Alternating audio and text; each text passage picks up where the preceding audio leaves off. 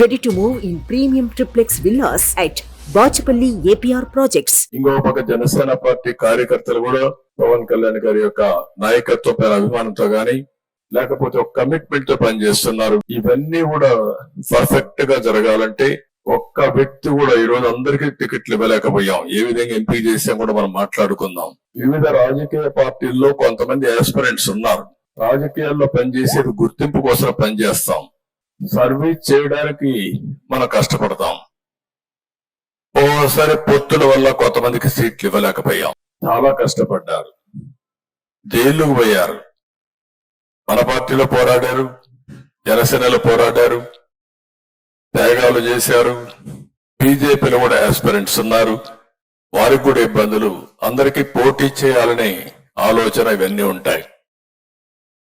ఈరోజు ఎన్ని సీట్లనే కాకుండా రాష్ట్రం గెలవాలి, ప్రజలకు న్యాయం జరగాలని మనం ముందుకు పోయినప్పుడు నాకైతే బాగా గుర్తుంటుంది. ఇక్కడ కొంతమంది ఉన్నారు, కొంతమంది రాలేదు. కానీ విశాఖ సౌత్ బాబ్జీ, అనకాపల్లి గోవింద్, పిఠాపురం వర్మ, నిడదవోలు శేషారావు, ఉంగుటూరు ఆంజనేయులు, తెనాలి ఆలపాటి, తిరుపతి సుగుణమ్మ, ఇలాంటి 31 మందికి మనం సీట్లు ఇవ్వలేకపోయాం తెలుగుదేశం పార్టీ.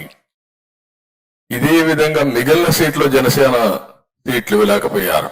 పోయినసారి పోటీ చేసిన సీట్లో కూడా జనసేన అకామిడేట్ చేయలేకపోయారు. 2019లో పోటీ చేశారు, ఈసారి పొత్తుల ధర్మంగా వాళ్ళు ఇవ్వలేకపోయారు. అదేవిధంగా బీజేపీలో పోటీ చేశారు, వాళ్ళు కూడా ఇవ్వలేకపోయారు. అదే సమయంలో మీరు చూస్తే పాతపట్నం రమణ, శ్రీకాకుళం లక్ష్మీదేవి, మైలవరం దేవిని నుమ, పెదకూరపాడు శ్రీధర్, మన పార్టీలో సీట్లు ఇచ్చాం. మన పార్టీలో ఉండే వ్యక్తులు కూడా మనం అకామిడేట్ చేసుకోలేకపోయాం. ఈ విషయం మీరు గుర్తుపెట్టుకోవాల్సిన అవసరం ఉంది. అంటే వాళ్ళు కష్టపడలేదని కాదు, కష్టపడ్డారు. కానీ రాష్ట్రం కోసం, ప్రజల కోసం త్యాగం చేయాలనుకున్నప్పుడు వినబిలిటీ ఒక క్రైటీరియాగా పెట్టుకున్నాం. ఈ విషయం మీరు అందరూ గుర్తుపెట్టుకోవాల్సిన అవసరం ఉంది. ఈసారి ఎన్నికల్లో ఎంపిక చేసిన విధానం మీరు చూస్తే 3 పార్టీలతో పొత్తు పెట్టుకున్న తర్వాత, ముగ్గురం కూర్చొని ఒక నిర్ణయం చేసిన తర్వాత ఏ సీట్ ఎవరికి పోతుందో ముగ్గురం కలిసి, ఎందుకంటే వాళ్ళకు బలం ఉండాలి, మనం కూడా గెలవాలి, అందరం గెలవాలనే ఉద్దేశంతో ఇవన్నీ కూడా సెటిల్ చేసుకున్నాం. చాలా ఎలాబరేట్ గా అవర్స్ టుగెదర్ కూర్చున్నాం.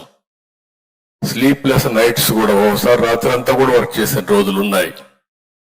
పొత్తులైనాయి. పొత్తులైన తర్వాత మన క్యాండిడేట్స్ గురించి మళ్ళీ వాళ్ళు ఎక్సర్సైజ్ చేస్తున్నారు, నేను కూడా ఎక్సర్సైజ్ చేస్తున్నాను. ఇంకా కొంత ఉంటాయి కూడా చేస్తున్నాం. పొత్తులైన తర్వాత నేను ఆలోచించిన విధానం మీరు చూసి, ఈసారి 3 పార్టీలు కూడా ఆలోచన ఒకటే, వినబిలిటీ. పెట్టిన అభ్యర్థి గెలవాలి. ప్రజలు ఓటేయాలనుకున్నా ఓటేయించుకునే శక్తి, సమర్థవంతంగా ధీటుగా పోరాడే వ్యక్తి మనం పెట్టుకోవాల్సిన అవసరం ఉంది. సుమన్ టీవీలో మీ పర్సనల్ అండ్ బిజినెస్ ప్రమోషన్స్ కోసం కింది నెంబర్కి కాంటాక్ట్ చేయండి.